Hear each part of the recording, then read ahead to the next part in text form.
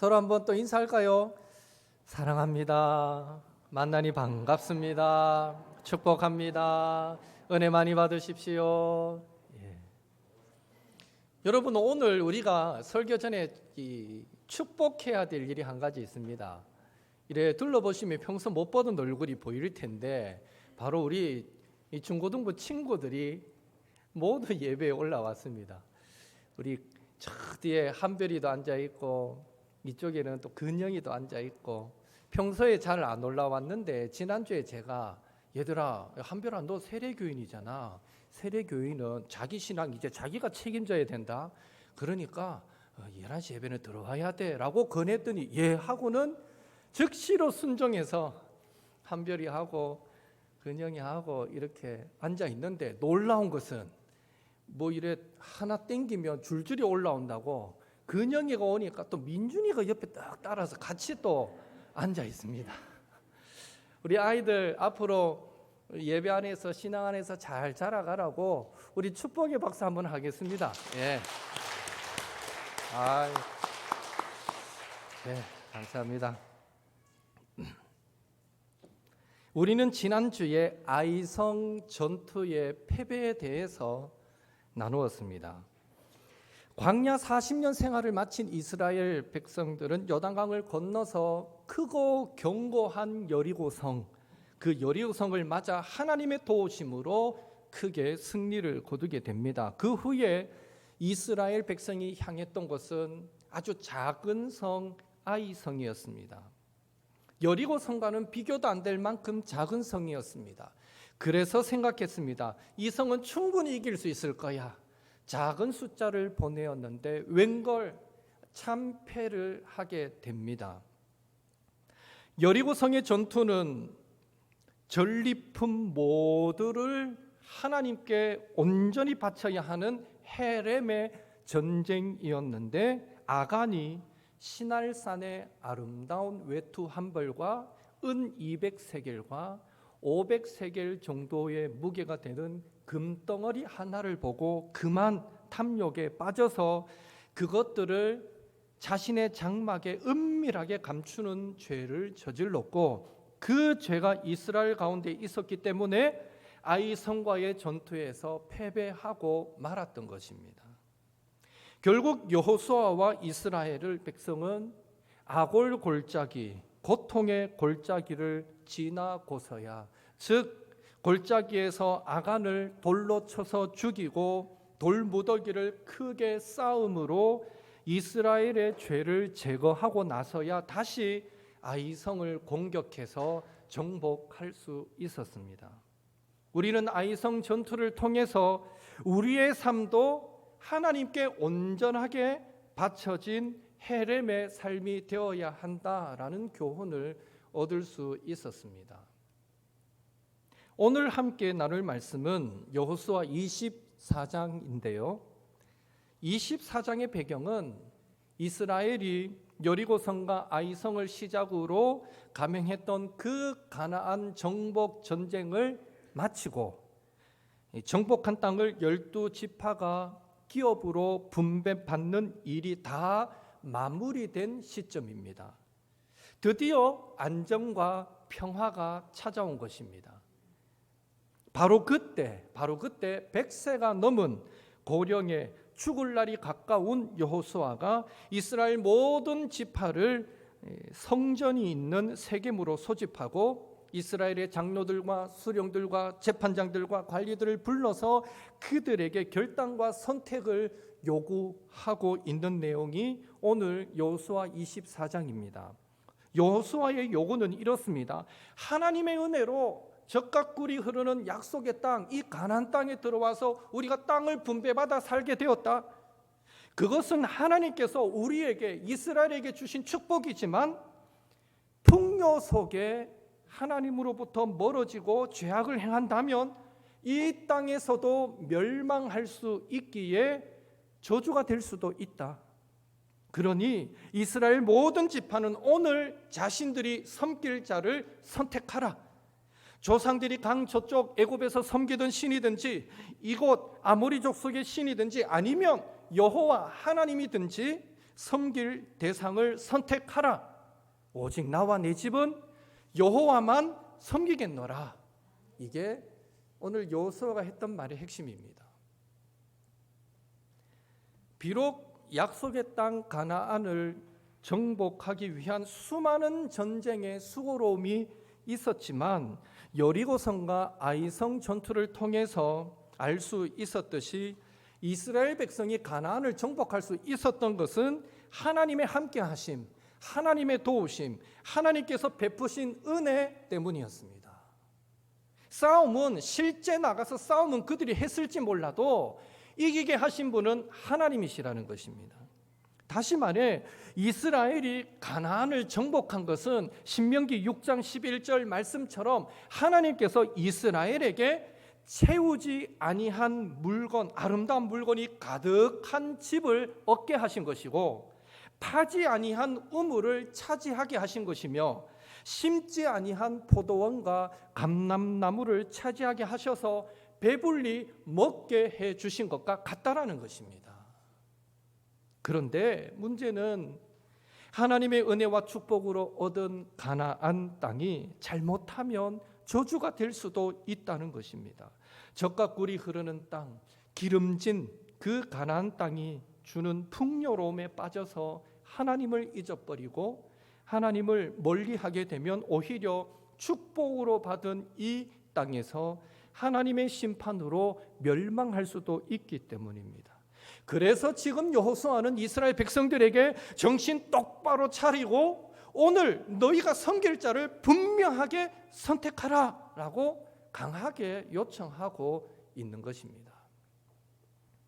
여기서 우리가 생각해 볼 것은 여호수아가 지금 누구에게 이 말을 하고 있느냐라는 것입니다.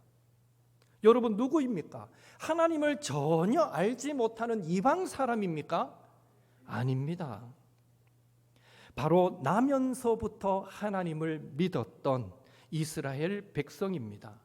출애굽 1세대 그 불신앙의 사람들은 광야에서 다 죽었고 출애굽 2세대인 이들은 태어나면서부터 여호와의 신앙을 가졌던 흔히 하는 말로 모태신앙의 사람들이었습니다.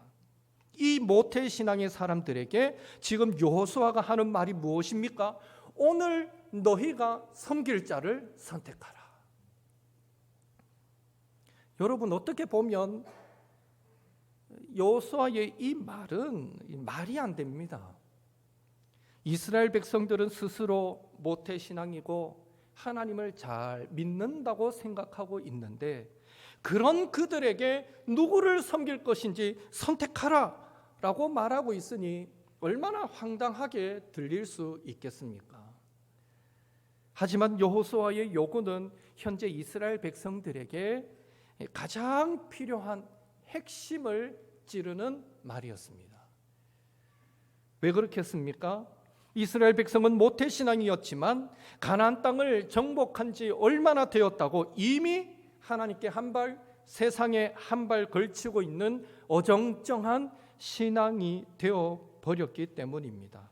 여호수아는 그런 신앙은 얼마 가지 않아서 붕괴해 버린다는 위험성을 너무너무 잘 알았던 것입니다. 여러분 건물을 지을 때 콘크리트를 이 틀을 만들어 놓고 콘크리트를 붓잖아요. 그 콘크리트를 부을 때 인부가 피던 담배를 가령 그 콘크리트 막 붓는데 하나 쑥 집어 던졌다고 칩시다. 그게 문제가 되겠습니까? 안 되겠습니까? 놀라운 사실은 지난 주 중에 이 중앙일보 기사에 났는데요. 건물을 지을 때 콘크리트를 막 쏟아붓는데 그 중에 담배꽁초 하나를 던져 넣어도 그게 일정한 부피를 차지하잖아요. 공간을. 아주 작은 공간이지만 그게 굳으면서 아주 작은 공간이 생기는데 마치 공교롭게도 그 공간과 가까운 곳에 어떤 충격이 가해지게 되면 그 미세한 공간으로 인해 균열이 생긴답니다. 그리고 급기야는 그것 때문에 건물이 붕괴할 수도 있다라는 글을 실린 것을 읽어보았습니다. 아주 작은 미세한 그 공간과 균열 때문에 건물이 붕괴할 수 있다는 것이죠. 믿음의 집도 마찬가지입니다. 하나님 50%, 세상 50% 이런 비율로 집을 지으면 금방 무너져 버립니다. 70대 30, 아니 90대 10, 그래도 붕괴될 위험이 아주 높습니다.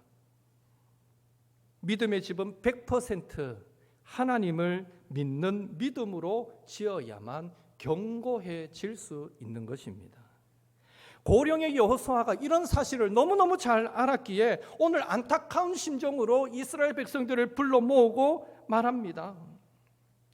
이제 가나안 정복도 끝났고 땅 분배도 다 마쳤고 이스라엘 백성들은 분배받은 그 지역으로 흩어져서 살아가게 되기에 흩어져 살아가지만 어떻게 계속해서 하나의 연합체, 한민족을 이룰 수 있을 것인가? 어떻게 우리는 공용의 도량형을 사용하여 서로 교류함에 문제가 없을 것인가? 이런 현실적으로 더 시급하게 여겨지는 문제들도 많이 있었겠지만 그런 것들을 다 제쳐놓고 한 가지를 강력하게 도전하고 있는 것입니다. 오늘 너희는 누구를 섬길 것인지 선택하라.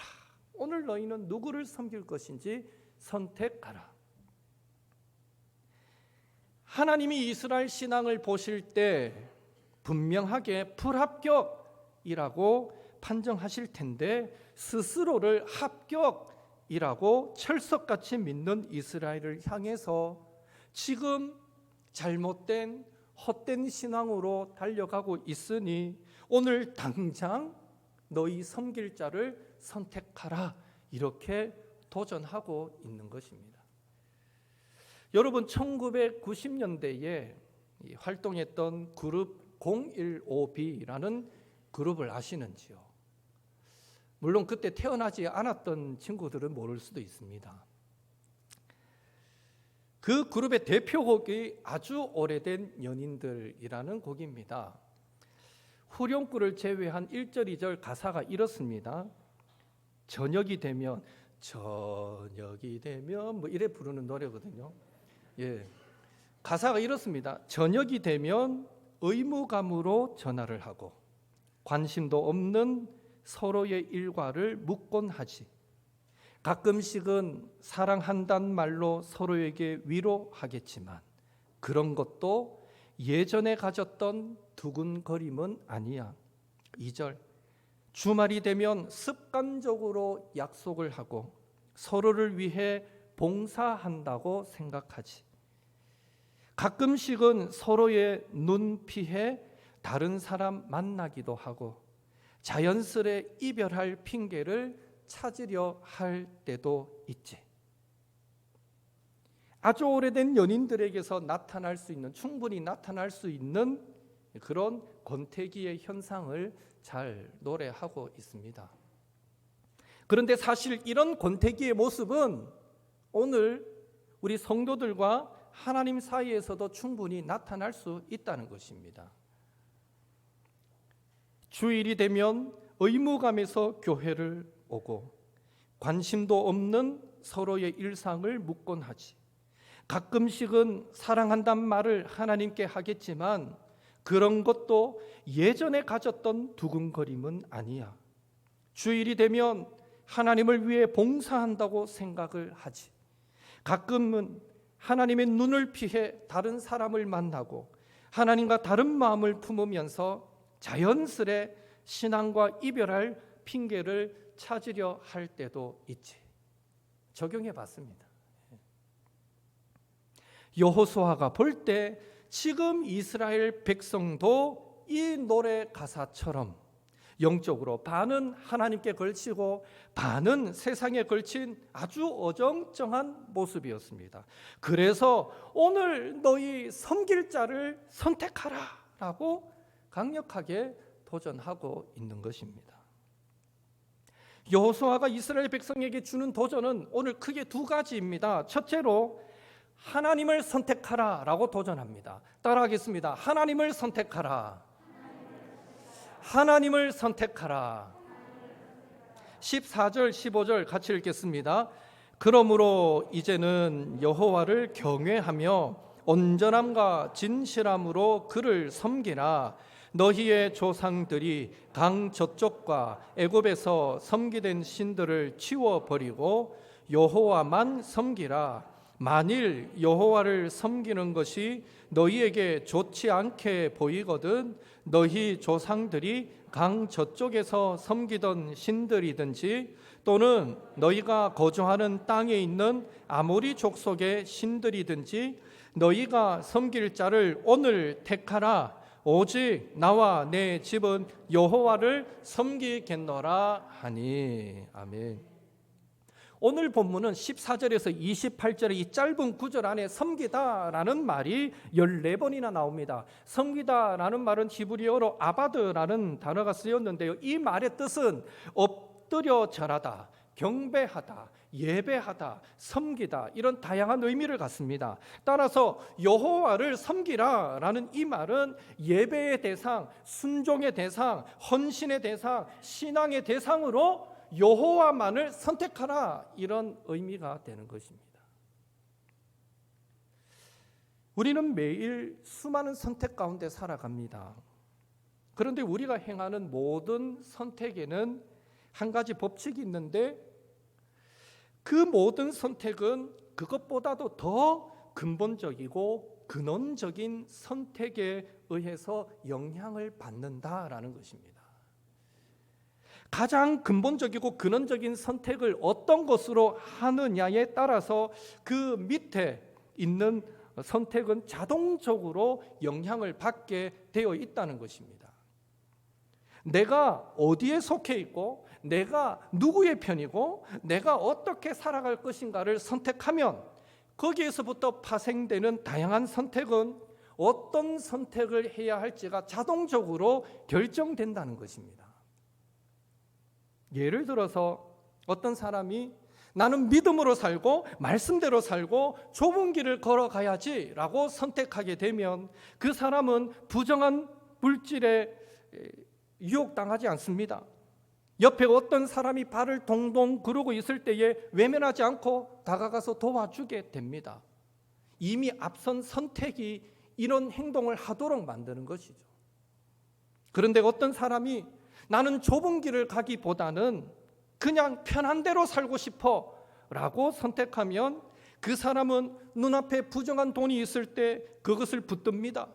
눈앞에 즐거운 쾌락이 있을 때 그것을 선택하게 된다라는 것입니다. 오늘 우리는 하루하루를 어떤 선택을 하며 살아가고 계십니까? 여러분은 자신이 섬길 대상이 누구인지를 분명하게 정해놓고 살아가고 계십니까? 하나님께서 여호수아를 통해서 모태신앙이었던 이스라엘 백성에게 여호와를 선택하라라고 강력하게 도전했던 것처럼 오늘 우리에게도 매일 하나님을 섬기기로 분명하게 선택하라고 강력하게 도전하고 계시는 줄로 믿습니다. 조선 후기 실학자였던 정약용을 아실 것입니다. 신유박해 때 서학교도, 그러니까 천주교 교도로 몰려서 전라남도 강진에서 19년간 유배 생활을 했습니다. 정약용에게 두 아들이 있었는데 아버지가 유배 간 이 폐가 망신한 집안이니 이 두 아들은 더 이상 과거 시험에 응할 자격도 없었고 또 출세할 모든 길이 막히게 되었습니다. 일반적으로 폐가 망신한 집안의 자제들은 거의 자포자기한 채로 살아가게 된다고 합니다. 세월을 원망하며 신세 한탄하며 그렇게 세월을 허비하며 살아가는 것이죠. 뭐 해봐야 이제 할 거 없으니까, 이미 폐가 망신한 집안이니까. 정약용의 두 아들도 현재로서는 아버지가 유배간 상황이 있으니까 현재로서는 자포자기하며 사는 것 외에 할 수 있는 것이 아무것도 없는 상황에서 유배간 아버지로부터 편지를 받고는 선택의 기로에 서게 됩니다. 유배지에서 보낸 편지라는 책이 시중에 나와 있는데요. 그 편지들에는 정약용이 비록 몸은 떠나 있지만 자녀들에게 당부하고 싶었던 말들이 가득가득 담겨 있습니다. 결국 두 아들은 계속해서 그들에게 오는 그 편지를 읽고 자포자기하기로 결정하지 않고 벼슬에 오르지 못하더라도 학문에 전념하기로 선택하게 됩니다. 그 결과 정약용의 두 아들은 훗날 큰 학자가 됩니다. 폐가 망신한 집안이지만 이들은 큰 학자가 됩니다.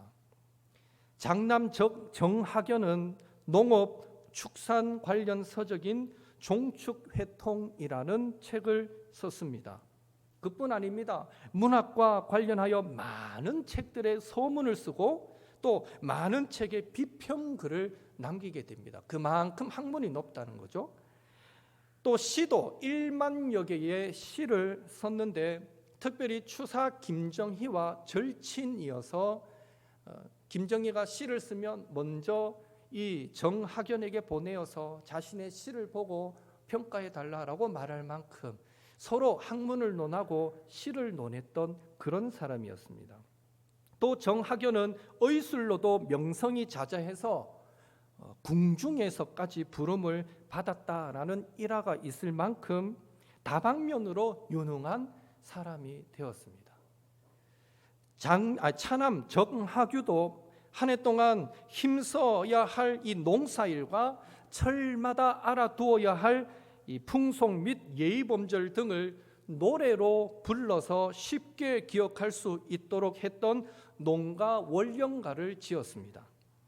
그리고 각종 생물을 이 둘째 아들은 각종 생물을 풀, 곡식, 나무, 새, 짐승, 벌레, 고기 이 8개 부문으로 분류하여서 약 310종의 생물을 해설하는 시명다식이라는 책을 썼고요. 또 아버지가 집필하던 주역 해설서인 주역심전을 정리하여서 완성시킬 만큼 사서오경에도 능했던 사람이었습니다. 선택이 얼마나 중요한가를 알 수 있습니다. 폐가 망신한 집안인데 아이고 뭘 한다고 되겠어 하고 그냥 술을 마시고 세워라 내워라 하며 허비하며 살았다면 결코 이런 업적을 남길 수 없었겠죠. 아버지의 편지를 받고 그래 내 집안이 폐가 망신했다고 내 인생이 망할 것도 아닌데 결심하고 노력한 결과 후대에 길이 남는 이런 작품들을 남겼다는 것입니다. 이렇듯 사람은 무엇을 선택하느냐에 따라서 인생이 달라지기에 여호수아는 이스라엘 백성들에게 그들이 섬길 자로 여호와를 선택하라라고 강력하게 도전했던 것입니다. 여호수아로부터 약 700년이 흐른 뒤에 활동했던 엘리야 선지자도 바알과 아세라 제사장 850명과 대결할 때에 이스라엘 백성들에게 여호와와 바알과 아세라 사이에서 갈팡질팡하는 그 이스라엘 백성들에게 동일한 도전을 주었습니다. 열왕기상 18장 21절 같이 읽겠습니다. 엘리야가 모든 백성에게 가까이 나아가 이르되 너희가 어느 때까지 둘 사이에서 머뭇하려느냐 여호와가 만일 하나님이면 그를 따르고 바알이 만일 하나님이면 그를 따를지니라 하니 백성이 말 한마디도 대답하지 아니하는지라. 혹시 오늘 우리에게도 하나님과 세상 사이에서 갈팡질팡하면서 섬길 자를 선택하지 못하고 미루고 있는 모습이 우리 가운데 조금은 있지 않습니까? 엘리야 선지자의 도전에 이스라엘 백성들은 한마디도 대답하지 못했지만 오늘 본문에 보면 여호수아는 자신이 먼저 오직 나와 내 집은 여호와만 섬기겠노라 라고 선택하였고 이 여호수아의 선택에 도전을 받은 이스라엘 백성들 역시 16절에 보면 우리가 결단코 여호와를 버리고 다른 신들을 섬기지 아니하겠습니다 라고 선택하는 것을 볼 수 있습니다.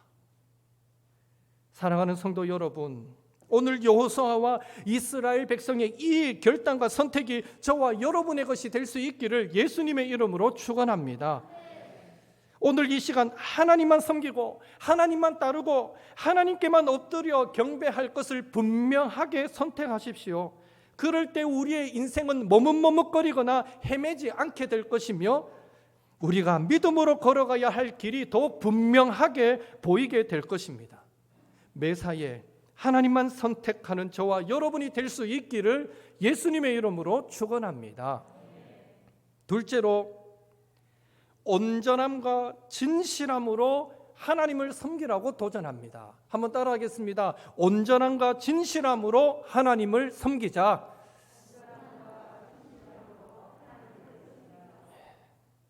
반쯤 걸친 신앙생활 하지 말고, 그런 신앙은 붕괴의 위험도 있고 믿음의 복을 누리지 못하게 되니까 온전함과 진실함으로 하나님 앞으로 나아가라라는 것입니다. 많은 성도들이 그냥 예수님을 믿기만 하면 다 된 줄로 착각합니다. 아닙니다. 예수님이 구원자시라는 지식을 가지고 믿습니다라고 동의했어도 그것만으로는 온전한 믿음이라고 말할 수 없습니다. 복음에 대한 지식과 동의에 우리의 마음과 의지를 드리는 순종과 헌신이 포함될 때 진정한 믿음이 되는 것입니다. 그래서 성도의 삶에는 온전함과 진실함으로 하나님을 섬기는 열매가 나타나야만 하는 것입니다. 영어권 사람들이 사용하는 말 중에 almost Christian이라는 말이 있습니다. 거의 그리스도인이라는 의미입니다. 거의 그리스도인. 저 사람 교회도 다니고 예배도 나가고 봉사도 하는데 거의 그리스도인이야. 어떤 의미일까요? 온전한 그리스도인이 아니라는 것입니다. 말씀을 따르기는 하는데 자기가 좋아하고 동의하는 말씀만 따르고 자기에게 부담이 되고 지키기 힘든 말씀은 따르지 않는다는 것입니다. 적당히 신앙생활 하기를 더 원한다는 것입니다. 거의 크리스찬이 있습니다. 또 미국 사람들은 FBI 크리스찬이라는 말도 사용합니다. FBI 크리스찬. 굳이 번역하자면 그리스도인이 아닌 것 같은 그리스도인입니다. FBI, 미국 연방수사국원들은 어디를 가서 자신이 FBI라는 사실을 절대로 꼭 밝혀야 될 일이 아니면 절대로 밝히지 않듯이 그리스도인인데 자신의 생활에 그리스도인이기 때문에 참고 인내하고 용서하고 절제하고 사랑해야 하는 이 제약이 따르지 않도록 하기 위해 마음 편한 대로 살기 위해 어디 가서 자신이 그리스도인이라는 사실을 절대로 밝히지 않는다라는 것입니다. 이 역시 온전한 그리스도인은 아닙니다. 그런 의미에서 온전함과 진실함으로 하나님을 섬기라라는 이 여호수아의 권면은 거의 그리스도인, FBI 그리스도인이 되지 말고 참된 그리스도인이 되라라는 도전인 것입니다. 그렇다면 온전함과 진실함으로 여호와를 섬긴다는 것은 구체적으로 어떻게 하라는 것입니까? 23절 같이 읽습니다. 여호수아가 이르되 그러면 이제 너희 중에 있는 이방 신들을 치워버리고 너희의 마음을 이스라엘의 하나님 여호와께로 향하라 하니, 우리 안에 있는 우상을 하나님보다 더 사랑하는 것을 치워버리고 여호와께 우리의 마음을 온전하게 드리는 것입니다. 왜 그렇게 해야 할까요? 19절 같이 읽습니다. 여호수아가 백성에게 이르되 너희가 여호와를 능히 섬기지 못할 것은 그는 거룩하신 하나님이시요 질투하시는 하나님이시니 너희의 잘못과 죄들을 사하지 아니할 것임이라. 반쯤 걸친 신앙은 위험하다는 것입니다. 하나님은 질투하시는 하나님이셔서 반쯤 걸친 신앙을 용서하지 않으신다는 것입니다. 하나님은 거룩하신 하나님이셔서 하나님과 세상을, 하나님과 재물을 구별하지 않고 겸하여 섬기려 하는 것을 용서하지 않으신다는 것입니다. 2010년 3월에 유튜브에 여러분 검색해 보면 그 영상을 보실 수 있습니다. 2010년 3월 호주니 시드니에서 쌍둥이 남매가 태어납니다. 그런데 태어난 지 약 20분 만에 한 아기는 그만 엄마 곁을 떠나고 맙니다. 사망 선고를 받게 됩니다. 27주 만에 태어났던 그 아기는 몸무게가 채 1kg가 되지 않았습니다. 그래서 사망 선고를 받게 됩니다. 엄마는 의사에게 말합니다. 그래도 27주를 품에 안았던 아기였으니까요. 제가 그 아기를 한번 안아봐도 될까요? 엄마는 축 처진 그 아이의 작은 몸을 자기의 가슴 위에 올려놓고 두 팔로 감싸 안았습니다. 그리고 그냥 작은 소리로 그 아이에게 작별 인사를 했습니다. 엄마의 심장 소리가 들리니 엄마는 너를 너무너무 많이 사랑한단다. 그런데 바로 그때 기적 같은 일이 일어났는데 사망 선고, 의사로부터 사망 선고를 받은 그 아이의 몸에서 작은 움직임이 생겨났던 것입니다. 얼마나 놀랐겠어요. 급히 달려온 의사는 이거는 숨진 아기의 반사 행동일 뿐입니다 라고 말합니다. 그러나 포기할 수 없는 엄마는 그 작은 움직임에 희망을 가졌거든요.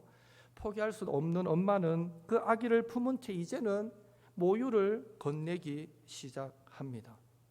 그렇게 2시간의 시간이 흐른 뒤에 그 아기는 뜬 눈으로 작은 손을 뻗어서 그 엄마의 손가락을 잡는 그런 기적이 일어났던 것입니다.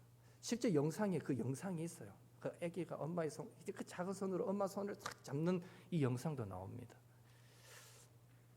영국 신문사 데일리 메일은 어머니의 포옹으로 숨진 아기가 기적처럼 살아났다라는 기사를 실기도 했습니다.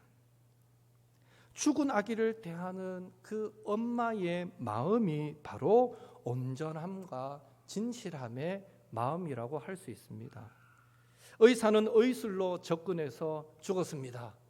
너무 쉽게 그렇게 끊고 말았지만 엄마는 온전함과 진실함과 사랑의 마음으로 그 아이에게 접근해서 결국 살려내었던 것이죠.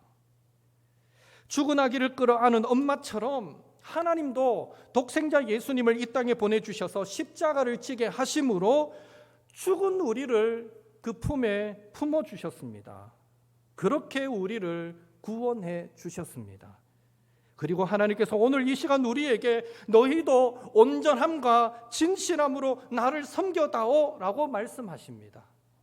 마지못해 예배에 나오지 말고 의무감으로 봉사하거나 헌금하지 말고 온전함과 진실함으로 하나님을 섬기는 신앙생활을 해다오 말씀하고 계십니다. 설교 서두에 0152의 아주 오래된 연인들의 가사를 소개해 드렸는데요. 그 후렴구가 뭔지 아십니까? 처음에 만난 그 느낌, 그 설레임을 찾는다면 우리가 느낀 실증은 이젠 없을 거야. 이 노래는 아주 오래된 연인들의 관계 회복의 비결을 처음에 만난 그 느낌과 설렘을 찾는 것이다 라고 노래합니다. 오늘날 성도와 하나님의 관계에서도 적용된다고 봅니다. 주님을 처음 만나던 때의 그 느낌, 그 설레임을 찾는다면, 회복한다면 우리가 느끼는 실증, 영적인 권태기는 이제 없을 거야. 바라기는 우리 모두 주님과의 첫사랑의 감격, 그 설레임을 회복하셔서 신앙의 권태기에 혹 빠져 있다면 회복하시고 믿음의 열심도 회복하실 뿐 아니라 거의 그리스도인, FBI 그리스도인의 모습을 벗어버리고 온전함과 진실함으로 하나님을 섬기는 성숙한 그리스도인이 되시기를 예수님의 이름으로 축원합니다. 함께 기도하겠습니다. 오직 나와 내 집은 하나님만 섬기겠습니다 라는 여호수아의 고백이 나의 고백이 되게 하옵소서. 주님과의 첫사랑의 감격을 회복시키셔서 신앙의 권태기도 극복하고 믿음의 열심도 새로워지게 하옵소서. 거의 그리스도인, FBI 그리스도인이 아니라 온전함과 진실함으로 하나님을 섬기는 성숙한 그리스도인이 되게 하옵소서. 기도하시고 더불어서 중고등부 수련회가 이번 주 금토에 있습니다. 은혜의 수련회가 되게 하시옵소서. 우리 위해서 함께 이 시간 합심해서 기도하겠습니다. 사랑의 하나님, 주님 은혜 감사드립니다. 오늘도 정한 시간 이곳에 나와 하나님을 예배할 수 있는 것이 얼마나 큰 은혜인지요. 하나님, 오늘 우리를 불러주시고 또 우리를 향한 하나님의 마음을 알려주시니 감사드립니다.